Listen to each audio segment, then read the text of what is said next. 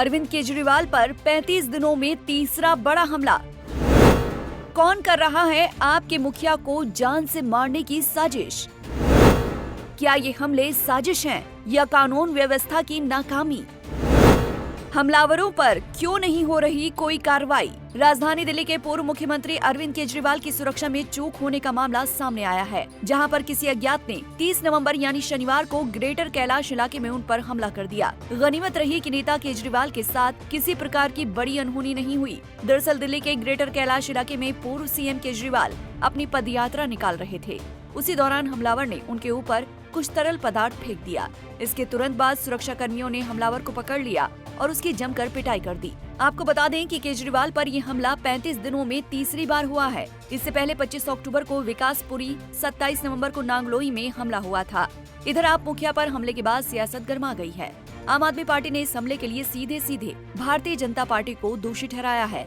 मंत्री सौरभ भारद्वाज ने तो बड़ा आरोप लगाते हुए यहाँ तक कह दिया कि अरविंद केजरीवाल को जिंदा जलाने की कोशिश की गई थी।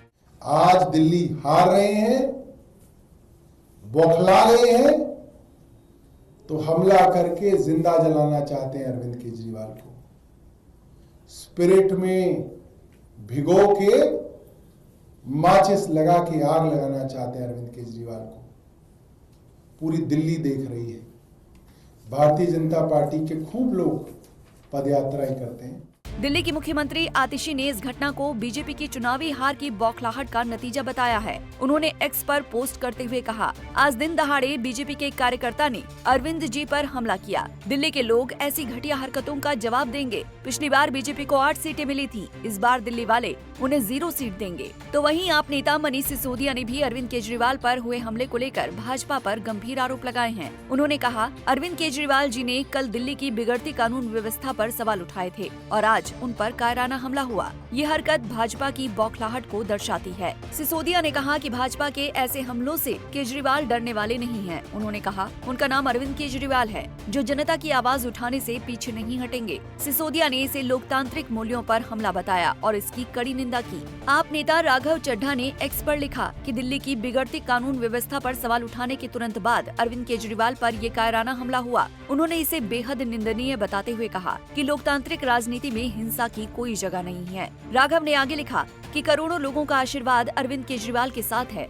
वहीं आप नेता मनीष सिसोदिया ने इसे भाजपा की हताशा का प्रमाण बताते हुए कहा कि केजरीवाल इन हमलों से डरने वाले नहीं हैं। पंजाब के मुख्यमंत्री भगवंत मान ने भी इस घटना की तीखी आलोचना की। उन्होंने कहा कि अरविंद केजरीवाल पर पिछले 35 दिन में ये तीसरा हमला है। भगवंत मान ने इसे बीजेपी की बौखलाहट का परिणाम बताया और कहा कि जब भाजपा अपने कार्यों में असफल होती है तो वो हिंसा का सहारा लेती है। उन्होंने इस घटना को बेहद शर्मनाक करार दिया। आम आदमी पार्टी की प्रवक्ता प्रियंका कक्कड़ ने भी हमले को लेकर बीजेपी पर निशाना साधा है।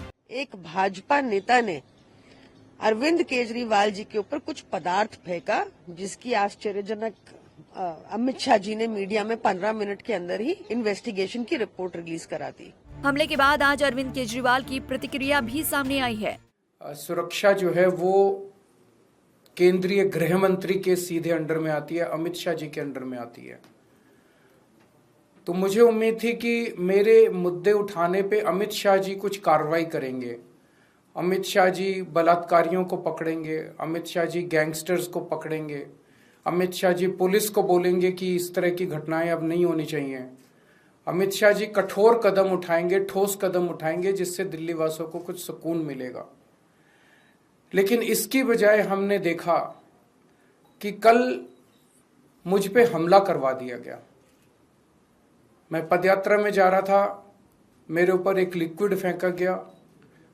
वो लिक्विड हार्मलेस था, लेकिन वो हार्मफुल भी हो सकता था। बहरहाल पुलिस ने आरोपी को हिरासत में ले लिया है, जिसके बाद उससे पूछताछ की जा रही है। जहां एक तरफ आम आदमी पार्टी का आरोप है कि इन हमलों की जिम्मेदार भारतीय जनता पार्टी है, तो वहीं दूसरी तरफ सबसे बड़ा सवाल ये उठता है कि आखिर ये हमले साजिश हैं या कानून व्यवस्था की नाकामी। और सवाल ये भी है कि इतने बड़े हमले के बाद भी हमलावरों पर कार्रवाई क्यों नहीं हो रही है। आपका क्या कुछ कहना है इस खबर पर, हमें कमेंट बॉक्स में जरूर बताएं। Bureau report, Punjab Kesari TV. हमसे जुड़े रहने के लिए हमारे YouTube चैनल को सब्सक्राइब करें और नई वीडियो की नोटिफिकेशन के लिए बेल आइकॉन को दबाएं।